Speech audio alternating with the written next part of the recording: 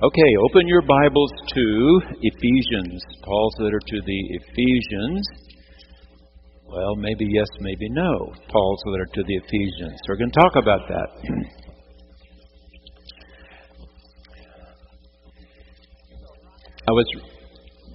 I was remembering,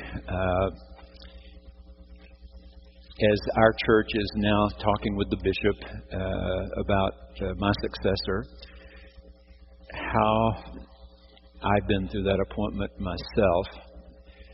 I was pastoring these two little churches, as you know, all the way through college. And I went straight through the summers to finish 7 years of college work in 6. And then I was really hoping for a break. In fact, my district superintendent had said, if you hang in there with these two little churches for 6 years, he said 7 at first, but when I got it cut to 6, he said, I'll see that something really good comes for you. Well, what I thought was really good and what he thought was really good was not the same thing.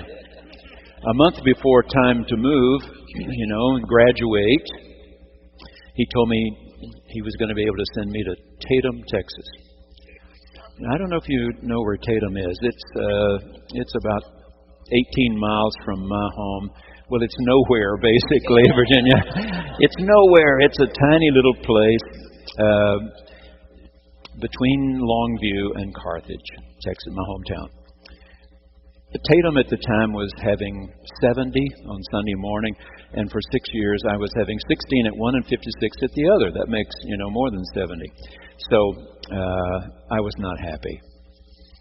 And I got a call that Sunday afternoon. Now, some people say there's no such thing as a coincidence. I got a call from the pastor of Noel Memorial Church in Shreveport, Louisiana, asking if any chance Gail and I would drive in and have some ice cream with him. That's what he said. Gail said he knew how to get her there. So we drove into Shreveport. That's only 23 miles. And we met this pastor, and he made me an offer to come and be his associate. He had a brick parsonage that was air-conditioned. And money wasn't much, but anyway, if I would come and be his associate. So I asked, how long can you give me to decide? And he said 48 hours. So when we got back into our little church, I preached that night. And I had started trying to call my district superintendent. He was doing a charge conference or something. And so lo and behold, when the little church was over, I tried him one more time before we started back to Dallas. And he said, I told him about this offer. And he said, what? You may go to Louisiana? And I said, well, my home conference is not treating me well. I said, Tatum is really not much more than what I've got. And I've put in 6 hard years. I've done 7 years of college work. I'm ready for a bigger challenge. And if I have to go to Louisiana, that's what I'll do. And he said, well, I've got to go to Dallas in the morning for some meeting. He said, you stop in Longview and your wife drives. I said, sure. He said, okay, she can follow you and me. I want you to ride with me. I'm talking to you. So we met him in Longview the next morning, and Gail followed him and me, and all the way to Dallas. He chewed on me, I can't believe you'd even consider going to Louisiana. I can't believe you'd even consider going to Louisiana. And I said, well, I hadn't considered it until my own conference was not treating me well. So the upstart of it was, when we got to Dallas, he wanted me to just sit right there. And people didn't have cell phones, of course, back then. And so he got to the nearest phone, and he called the district superintendent on Houston West District, Dr. Wayne McCleskey, and said, Dr. McCleskey, you're coming to this meeting. Yes, I'm flying in this afternoon. Okay. Any chance you'd see my man Biggs here? He's threatening to go to Louisiana. So I went on to classes that afternoon, and that night I went to the hotel to meet this district superintendent from Houston, and he said, I have 17 churches looking for associates. Which one would you like? I didn't know one Houston church from another. I was a country kid. I didn't know one from the other. So I played another card. His son was in school with me, in seminary with me. And I said, if I were Wayne Jr., which one would you send me to? And he said, Memorial Drive. I said, that's the one I want to go to. He said, I'll have the senior minister here tomorrow night to take you and Gail to dinner and talk about it. He flew to Dallas, took Gail and me to the Cattleman Steakhouse. Remember, Gail? Talk about country.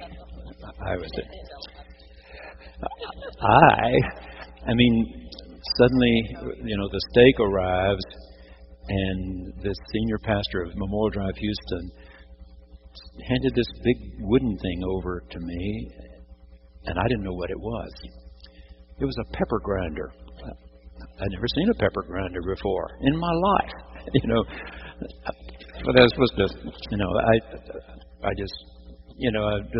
he ground a little on his steak, so I had a little on my steak as well. That's how country we were.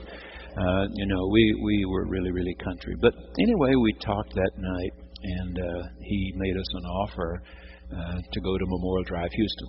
So we went. We didn't go to Louisiana. I called the guy in Louisiana and said, well, sorry, I'm not going to Tatum. I'm going to Houston. And so we went to Memorial Drive, Houston. All right, 2 years later, the senior pastor at, there were only two of us. I was the only associate he had. It was a fast-growing church. It's now one of Houston's biggest and strongest.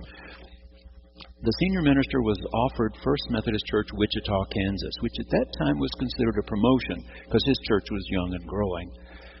And he agreed to take that appointment. And they wanted him there the Sunday after Easter, and rather than waiting till June. Well, Bishop Paul Martin was my bishop, and he and the district superintendent were going to meet with Memorial Drive PPR committee. And I knew there was a meeting, that's all I knew. And the next morning, before I left the house, I got a call from the district superintendent saying, the bishop was unhappy about the meeting at Memorial Drive last night. He wants to see you now. I had no idea what had happened. I was not a part of it at all. So anyway, I got in my car and I rushed down to the headquarters building downtown Houston. And, Bishop Martin, he was a kind man at that point, just a year from retirement. And he had come to my little church when we had built a new little brick church at the bigger one of my two, and he had come for the consecration of the building. They had never seen a real live bishop at that little church in more than 100 years. They had never seen a real live bishop when I wrote and invited him to come. And he came. So he sat across the table and he said, Muzan, we have a problem. And I said, what's that, Bishop? And he said, Memorial Drive wants you to be the senior minister. I was 26. I had finished 6 years of college by the time I was 24, was fully ordained. Now this was 2 years later. I was 26 years old, and he looked at me and said, that isn't going to happen. Let me tell you a story, he said. Years ago when I was bishop in Louisiana, the pastor of First Methodist Shreveport was elected a bishop, Dana Dawson. And they had a very capable young associate there named D.L. Dykes. And the church set up a howl to have D.L. Dykes be the senior minister. He was young, like you. And I talked to him and said, now, D.L., we can do this the easy way or the hard way. If you lead them to believe you want to be their senior pastor, I will send you to some place in Louisiana. They don't even deliver the mail. But if you will help me out here and tell them that you realize you're not ready for this big responsibility yet, I have another place in mind for you. And he said, D.L. took me off the hook on that, and I sent him to First Methodist Church, Fayetteville, Arkansas. And 7 years later, I brought him back as the head man. My mind's racing. And I said, "Are you offering me Fayetteville?" "Well, no. We're offering you Diboll." Diboll is a little town outside of Lufkin. You know where that is, Virginia? Well, it's nowhere either, Virginia. It's nowhere. Virginia's my Texan here, so she knows a lot of these places. Diboll was nowhere either, you know. It was just south of Lufkin, Texas there. So I decided, well, Bishop, you have to retire next year. So you're not going to be around to bring me back. You know, I was gripping my chair, you can be sure. And then I played my trump card. And I said, Lawrence Landrum has asked me to come to Wichita and be his number one associate at that church. And Dr. Kermit Long has called me from Nashville. He's the head of the Board of Evangelism, and he's offered me scholarship to get a PhD at Vanderbilt because he thinks people who do evangelism well, like I was able to do at Memorial Drive, we took in 1,324 in 2 years. He said he wants evangelists to have credibility with the academic community. He's offering me a scholarship, full ride, to go to Vanderbilt and go to work for the Board of Evangelism. He said, "How would you like to be Charles Allen's Sunday night preacher?" He had not mentioned that before. And I didn't know Dr. Allen was having a change, on his staff. And I said, that would be interesting. And he picked up the phone and called Charles Allen and said, "Dr. Allen, I know you're looking for a Sunday night preacher. We've talked about it. I've got a young man sitting in my office. I'd like for you to take him and his wife to dinner tonight and talk about your job." And we went to dinner that night with Dr. and Mrs. Allen, and he made me an offer, and I went to be the Sunday night preacher at the biggest Methodist church in America when I was 26. So that's the way that part worked out. Well, the next year he was retiring, and he was really kind to me. I really thought the world of him. He had ordained me deacon, and 2 years later had ordained me elder. And so I called his secretary, and I said, I know the bishop's probably got more than he can get done, but Gail and I wondered if we could take him and Mrs. Martin to dinner before he retires. And she said, "Well, I bet he would love that." And I said, we'll just arrange around his calendar, let him pick a date. And then I said, "Does he have a favorite place?" Of course, I wasn't making very much money, but I asked him, "Does he have a favorite?" "Well, yes, he does. He loves this seafood place out on South Main and so on." And I said, "Well, we would take him there if he has a night we could do that." So anyway, she called me back and said, yes, he would like to do it next Thursday or whatever it was. So we took him out to them to dinner. And he gave me this book. He gave me this book. I about worn the cover off of it here. I notice it's in bad shape here. I'll tell you how long ago this was.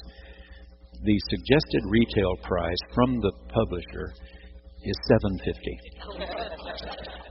A book of this kind today would easily cost $50 or $60, because this is a book by three of the greatest German scholars of that period, Fanna Behm Kummel, that had just been translated into English. But here's the significance of the gift. This book says you can ask any question about the Bible you want to. It's okay. Now, to have your bishop say, "I don't want you to put your brain in neutral for the next 40 years. I want you to approach God's book as intelligently as you can." And here are three of the best German scholars in the world who've written an introduction to all the books in the Christian scriptures, all 27 of them. Because here's the big difference, you see, between us and churches down the street. There are people who believe that the Bible was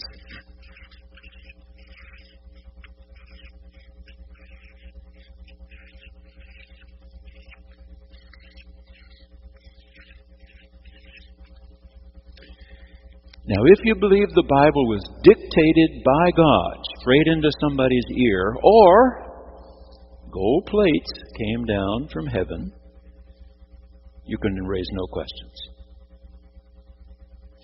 Then you start using words like this.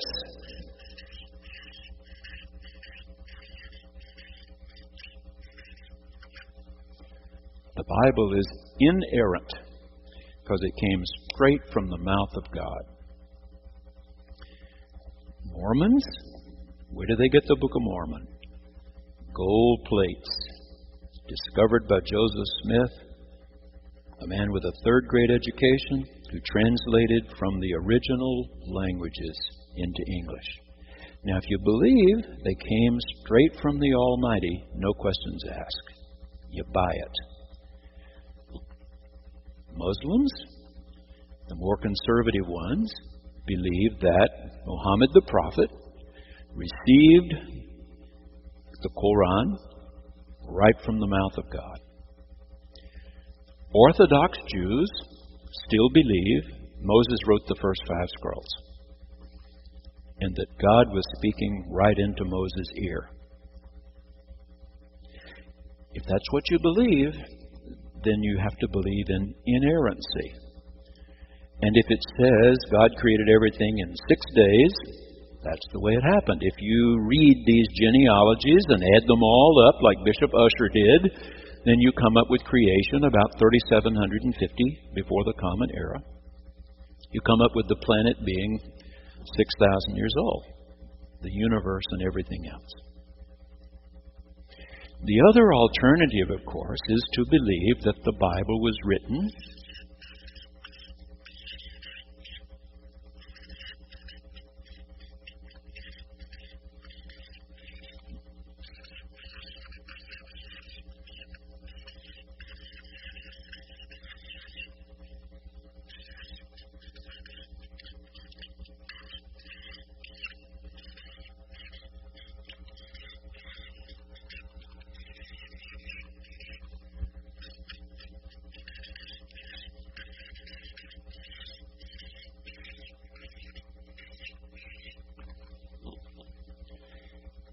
If you believe the Bible was written by real people, limited by their own time and place, then you can ask questions.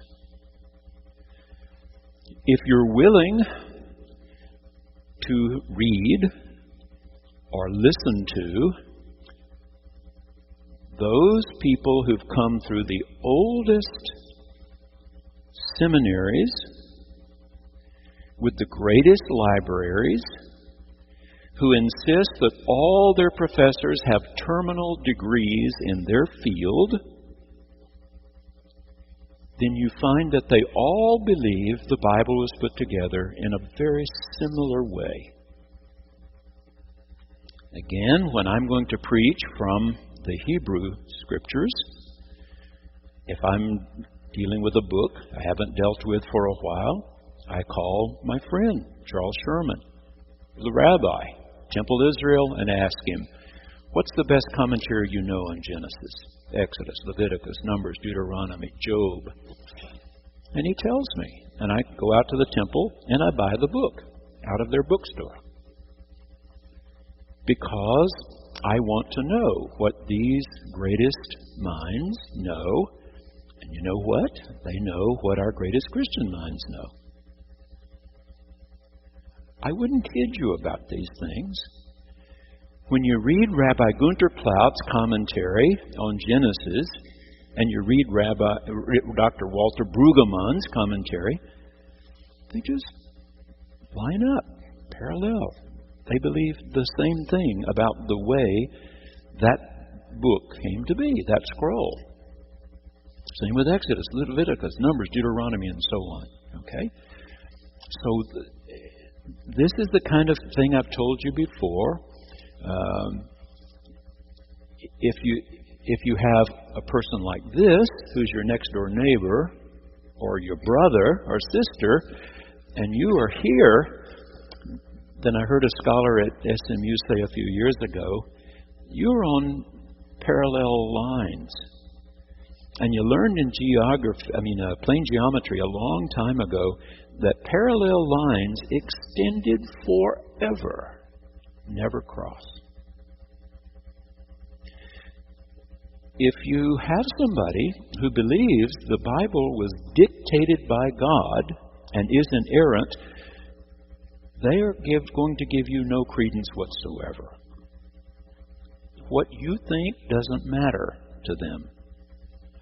But you see, when my bishop, who ordained me deacon and elder, says, I brought you a book, and this book is definitely here. It's not here. It's here. These outstanding German scholars, my bishop is saying, it's okay when you teach and preach to use your brain.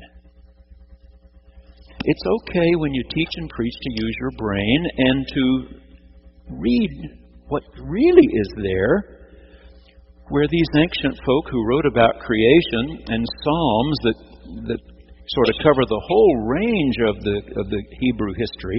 I mean, they're not written in chronological order. It's the hymn book of the Jews, and so they cover centuries. The Psalms cover centuries of thought, and they tell you how ancient folk who wrote the earliest parts of the Bible saw creation. They believed the earth was flat. They looked up and saw blue that sometimes leaked on their heads. Well, what could possibly hold back the waters? If you lived in a tent, then you wrote about the canopy of heaven, some kind of giant tent that was pushed up to hold the waters. If later, when they learned how to be blacksmiths, and they discovered a way to take a flat piece of metal and gently hammer until they could make a bowl. Gail and I saw them doing that in the Casbah down in Morocco. We saw people who could do that. Well, then it's a bowl turned upside down that holds back the waters. Well, today, of course, we know, no, the blue is not caused by waters. They thought there was water all underneath them because if they dug far enough, they came to water. They thought they were surrounded by water because if they went far enough, north, south, east, west, they came to water. And so what they imagined was that the earth they lived on was sort of like Venice, Italy, built on piers sunk down into the bog. And so it talks about the pillars of the earth. Furthermore, if you read the big flood story carefully, you discover that they're not only saying the water fell for 40 days and nights, but it came also from the abyss. God somehow had it coming from both directions to flood the earth. But you see, if you understand the Bible the second way, then it's okay to ask geologists, has water ever covered our planet? And they'll say no. No, it never has. Well, where would people get the idea there was such a big flood? Well, we have evidence that there was a big flood one time in what we call Iraq today, where Abraham and Sarah got started between the Tigris-Euphrates River valleys. And so we have a story about a big flood found in 18 different tribal groups in the Middle East. The Jewish story is very much like the others. All of them had some hero that figured out you got to get everybody on board ship if the waters are going to wash everything away. Of course, those people are still looking for the ship. You see, they're up here. They're still looking for the ship, and if they ever find it, then that proves it was dictated by God. Well, no, it'll prove nothing except somebody built a ship one time. I remember when I was teaching this many years ago at Memorial Drive in Houston, and the wife of one of the Houston Oilers football team back then, he played a wide receiver. I remember her well. She was a beautiful young woman, but hadn't known much about the Bible. When I talked about, you really think they got two of every animal on board that boat? And I described it. She said, well, it was a really big boat, wasn't it? I said, not that big. It wasn't that big. If you've been to the San Diego Zoo or something, you can't get all of them on the boat that Noah was supposed to build. Okay, but you see, if you understand it this way, that was written by real people, limited by their own time and place, in their memory, there's something, a big flood one time. Remember when the terrible tsunami hit a few years ago? There were a few people who had a long enough history stored up that had been told when the water goes out that much, you better run as fast as you can because it's coming back. And that tsunami was several generations ago, but that story had been passed down. If you ever see the waters receding really fast, run that way because it's coming back. Okay? Well, they had this memory of a big flood, and so they have to try to explain that. Because we know these stories didn't get written down until the time of King Solomon, when they had a temple and an educated priesthood. That for hundreds of years the Jews were not a written people. Ask the two rabbis. They will tell you. Because Mark Fitzerman and Charles Sherman are not Orthodox. One's conservative, one's reform, but they both believe. You say, no, Moses didn't write this. These are attempts of our people to take their stories told around campfires and finally write them down. But this big flood, you see, was supposed to be before Abraham and Sarah, and Abraham and Sarah were about 1800 before the Common Era. These stories are first getting written down about 950, so it's already been almost 1,000 years that stories have been told. So the interpretation of the story is the key. I've told you this. The interpretation. In 17 stories about a big flood told by other tribal groups, the one who built the boat, saved everybody, got to be God. And in the Jewish story, the one who built the boat, when it landed, planted grapes, made wine, got drunk, embarrassed himself in front of his kids, and then he died. Because Noah wasn't God. Since Israel believes there's only one, Noah doesn't get to be it. Nor does Moses, nor Aaron, nor Miriam, nor anybody else. You see, it's the interpretation of the material, not the geological accuracy of the material. I just got 7 more months to tell you this. Are you hearing me? Are you hearing me? This determines whether you go that way or that way to the church, or whether you decide this is where. And not everybody in Tulsa is going to see it your and my way. They aren't. But we have friends who do see it the same way we do. We have friends who see it the way we do. And I was glad to know that one of them was my bishop. My bishop was not afraid. Let me tell you a little bit more about Paul Martin.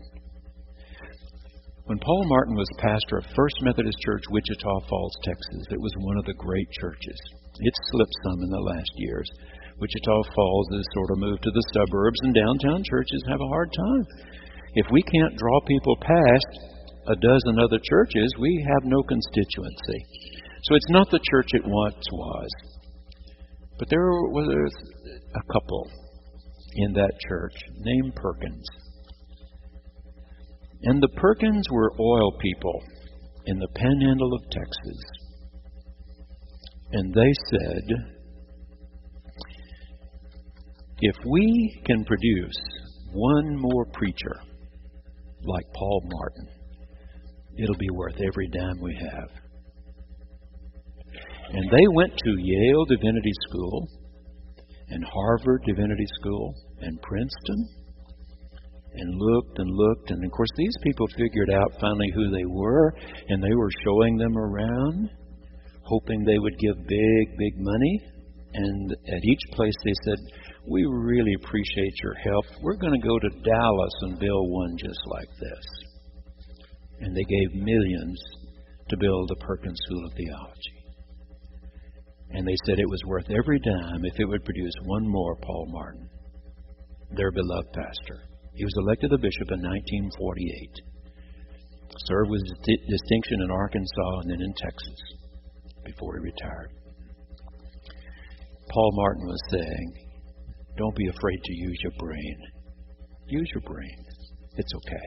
You don't have to turn your brain off when you park your car outside the church. All right. That said, what's that got to do with Ephesians? Do you have any questions, first of all, about anything I've said here so far? All right. Okay, let me go back a little farther, because this may get a little closer to home. You see, we have similar things in the Christian scriptures. There are people who just are emphatic that the four Gospels were written by eyewitnesses.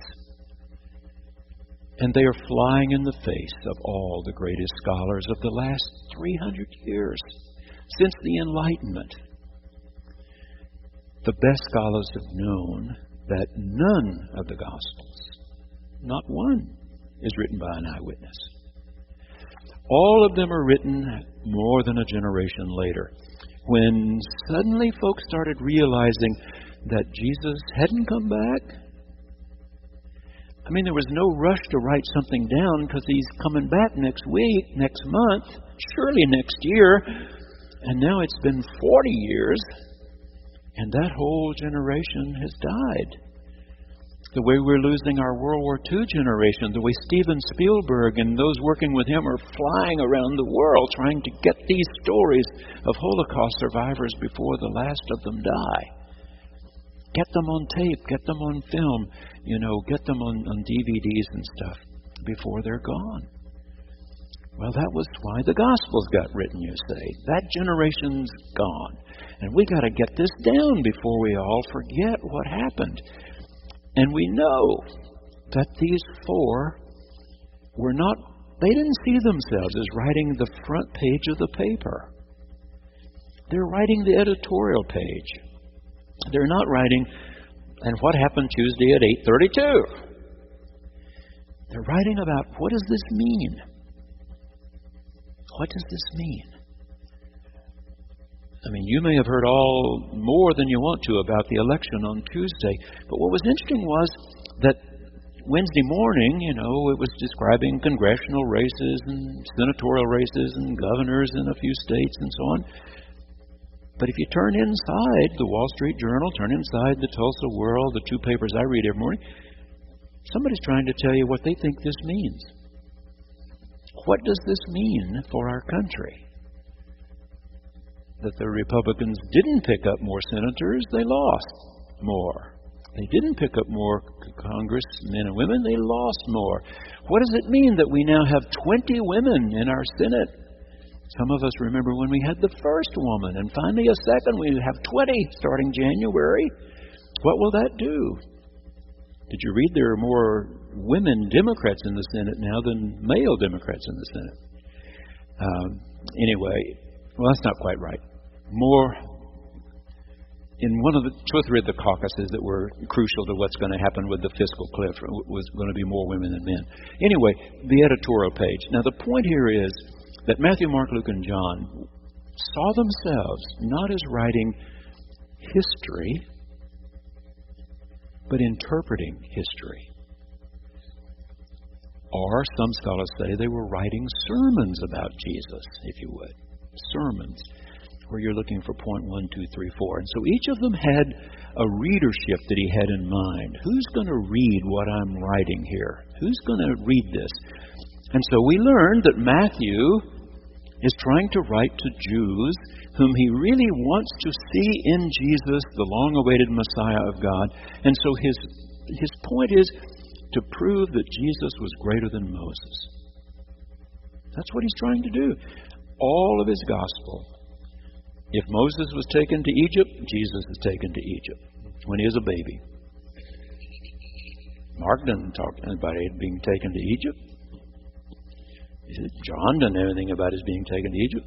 Matthew says, oh yes, he was. Matthew was taken down there. Jesus was taken down. Moses was taken. So was Jesus. Moses got the word, the burning bush up on the mountain. He went up the same mountain. He got the 10 Commandments. Jesus preached the greatest sermon of his life on the mountain. Luke has much of the same material in front of him. Luke is very concerned about the poor, the widows, the orphans, the strangers. They're called aliens in the Bible, strangers. So when Jesus teaches this great sermon, it's on the plain where everybody's equal, if you would. See? Okay, so it's not the front page. It's the editorial page. Are you there? I can't tell. Whether you're following me or not here. Each one is trying to tell the story to his readers. See, Mark is the oldest, we believe, and I could tell you all the reasons for that. It's the briefest of the four. Mark is more concerned than the other three about what did he do next. And then he.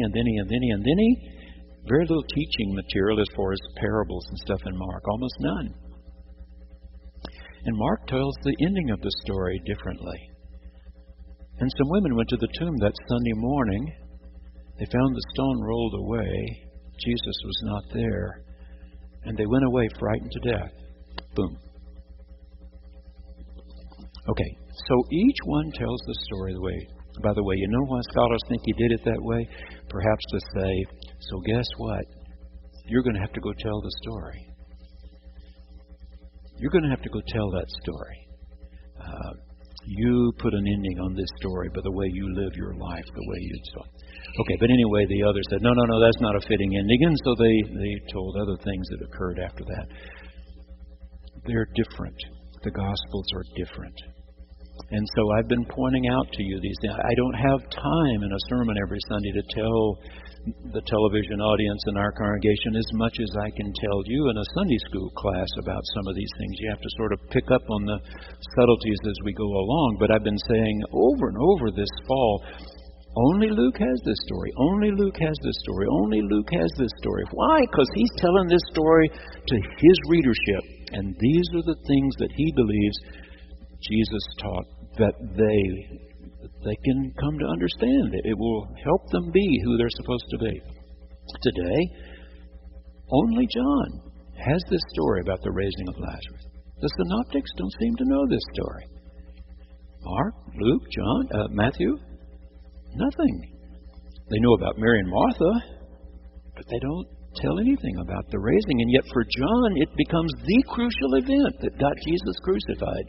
When he raised a man from the dead, he was done. They plotted against his life from that moment on. You see how different they can be? The synoptics, the three that look more alike, but even though I've been showing you how even they differ, but we call them synoptics because we can tell that Matthew and Luke used the basic outline of Mark and hooked onto that, decorated that tree, if you would, with the stories that they thought fleshed it out best. So Matthew's got one theme he's building onto Mark's outline, and Luke has other things that he's building on Mark's outline. Okay, and John just changes a lot of stuff. I mean, those three mention only one trip to Jerusalem after Jesus was an adult. John says, no, he was there 3 Passovers in a row. And that's where we get the idea his ministry was 3 years long. Anyway, you understand? It didn't come this way. It didn't come this way. It was written by real people, limited by their own time and place. All right? Okay. I'm going to read to you a little bit from Fine Beam Kumel. The book the bishop gave me in 1968 when he was retiring. These 3 great German scholars say about this letter. To be sure, the imprisonment of Paul is mentioned in this letter. They're trying to figure out whether Paul wrote this letter or not. Now let me say, there's no question among the best scholars about the letter to the Romans, the letters to the Corinthians, the letters to the Galatians. All the best scholars are agreed these 4 letters are certainly the work of Paul. But then we're going to come to some letters that are called the disputed letters. And it doesn't mean that you have to believe Paul wrote or didn't write. It does mean you should be able and willing to take a look and maybe make up your own mind. So these scholars, when you're a really good scholar, you don't just put down what you think. You have to know what other great scholars think as well. And so you'll find here that they tell you. Well, here are lots of great scholars who were world-renowned in the 60s who believe Paul wrote it. And here are the ones who think he did not. Okay. They're going to tell you why they don't think he did. To be sure, the imprisonment of Paul is mentioned here, but the author seems to have no contact with the readers. He has heard of the faith and love of the readers and addresses them as Gentile Christians, but all personal greetings are omitted. In known letters of Paul, if he's been somewhere, he calls names. Please say hello to so-and-so and so-and-so and so-and-so. We know he lived in Ephesus for more than 2 years. Since Paul worked more than 2 years in Ephesus, and the epistle, by reason of its contents, could in no case have been written before the time that he was there, it is inconceivable that Paul wrote it to the Christian community in Ephesus. That's their opinion.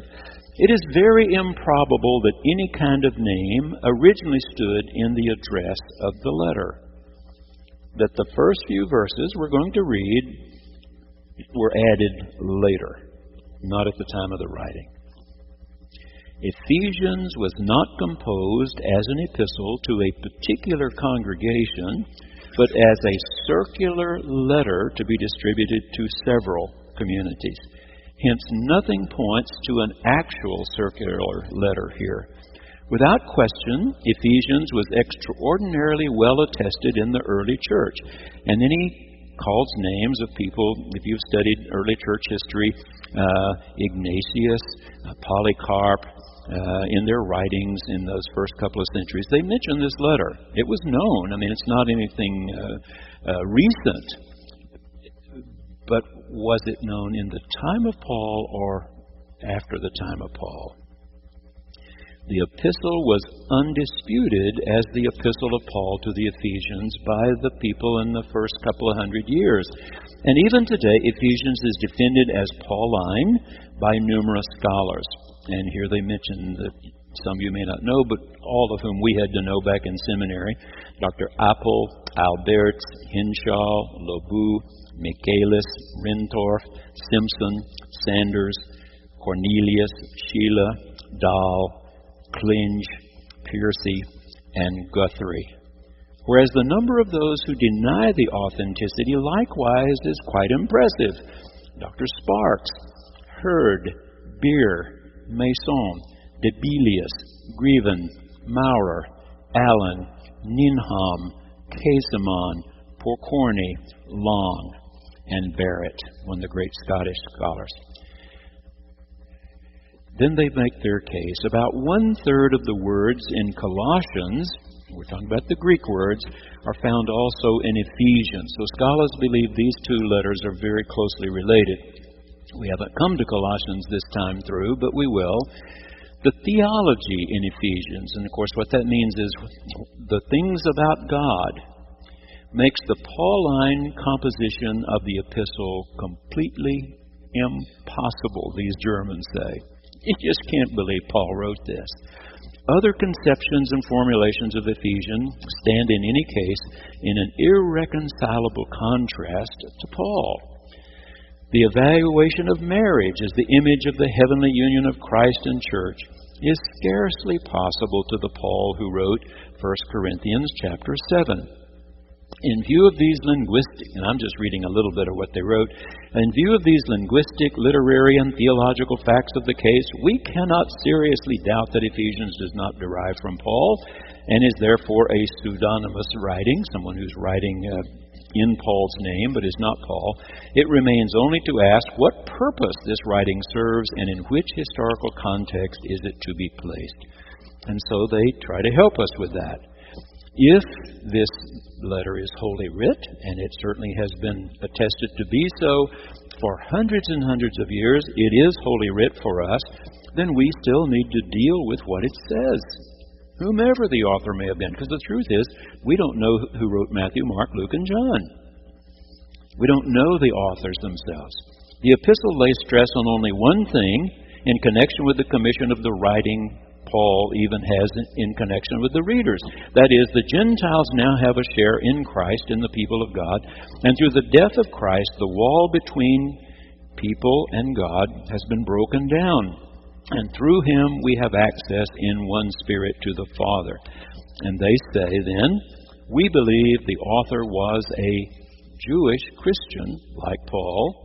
Since Ephesians was acquainted with the totality of the Pauline epistles, no early dating is probable. In other words, the person who wrote this knows about the letters that were definitely Paul's letters. Its composition cannot be determined more closely than somewhere between 80 and 100 in the first century. In view of the special acquaintanceship with Colossians, we would like most to look for the place of composition in Asia Minor, but that's no more than a conjecture on our part, and so on. Okay, all I'm trying to say is this. Today, in Christianity, there are many scholars still who believe Paul wrote. And the more conservative the seminary tends to be, the more convinced they are. And I've heard preachers at our annual conference preach from Ephesians and say, now Paul says here, and I say, I don't think they've read Fanabame Cumul yet. But anyway, even clergy who go to Methodist seminaries don't always see things the same, but they're more likely to if they went to Methodist seminaries. The key thing for us, for you and me, as I see it, is to ask whoever wrote it, what was he trying to say? That made our early mothers and fathers in the faith decide, this is Holy Writ. This is Holy Writ. And that's the way we'll approach it. I just wanted you to be aware that there are some who think Paul wrote it, and there are others who think he did not. Okay. By holy, we mean God-inspired. God-inspired. Not dictated. Inspired by God. Yes. And of course, the word inspiration comes from breath. Spirit. Inspirited, if you would. We believe the writers of the Bible are inspired. The way with the Noah story. This was inspiration to say, no, just because you built the boat and got animals on, you don't get to be God. There's only one. That's inspired of God. That's truth. But that they got all the animals on one boat, we think, that was the human. The way they described the flat earth and the water above and the water beneath and so on, that is not forever true. Our planet has been round a long time. Sun doesn't go around us every 24 hours and so on. So those images for them were not accurate. So that's not inspired of God. What we're looking for, my professors said, the question we're supposed to be asking is about God. Because this is not a book about geology or anthropology or archaeology. This is a book about theology, which means knowledge of God. So the question to be raised on every page is, what is God doing here? What is God doing so that we may fall in behind Him? What God is doing is what He wants us to do too. We want to do God's work. And so in this letter, whether written by Paul or someone after him, and let me make another point here. Today we use plagiarism as a really dirty, nasty word. Scholars can lose their professorships if they are shown to have plagiarized somebody else. Politicians can be discredited if they plagiarize. English teachers will certainly mark off for you if you plagiarize, if you copy some material and claim it's your own. The first century was a very different world. The same as we learned about the book of Deuteronomy, the priest who came running into the king saying, look what we found in the closet last night, because they believe if he thinks Moses wrote it, he will take it seriously. He buys their argument. He does take it seriously. There was significant reform till the Egyptians came north again and killed him in a battle, and the next king was worse than the one before him. He took it seriously because he believed Moses had written it. The best Jewish scholars and the best Christian scholars believe Moses didn't write it. It was written by the priest. They just got it finished the night before and they brought it in.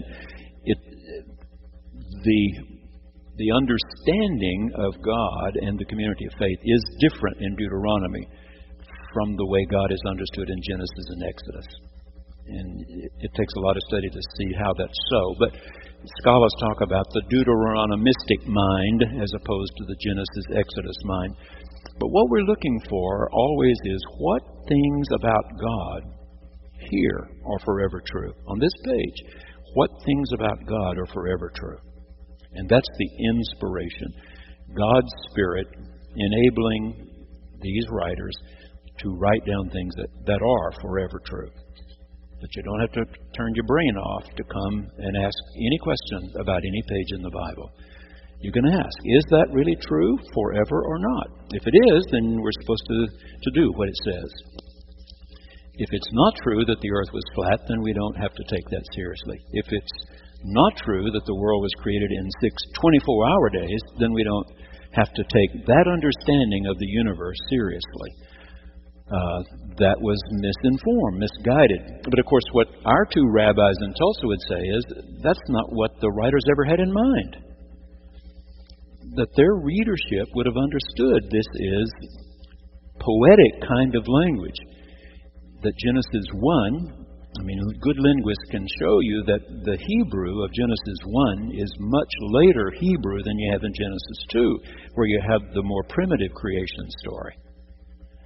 That the Genesis 1 Hebrew is of the 6th century, before the Common Era, and that 6th century is when they were marched away to Babylon.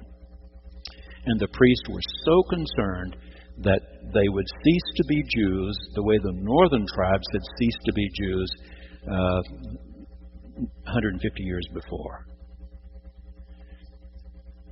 They simply became Assyrians. And that's where they decided, okay, we got to circumcise our little boys, we got to eat kosher, and we got to have the Sabbath every 7th day. But also the Jewish exiles were being told, your God is no good. When we laid siege to your city, where was your God? He ran away. Our God trumped your God. So you need to follow Marduk, the Babylonian god. And the priest wrote Genesis 1 to convince their people not how, but who created the heavens and the earth. Not how, but who. And what we're looking for in things that are forever true, the inspiration is the what's forever true part about God. Okay? So, to believe it's inspired, God's breath inspired things eternally true. And if you listen to my prayers with you every Sunday, I'm asking God, help us find those things forever true about you and about us. Okay. Right? Everybody happy about that? Okay. I'm going to pray, then we're going to do just a few verses. I got to go down and have my picture made with the confirmation class so we can get started right on time here at 11 o'clock. God, this book of yours is not easy for us, but it's not impossible for us.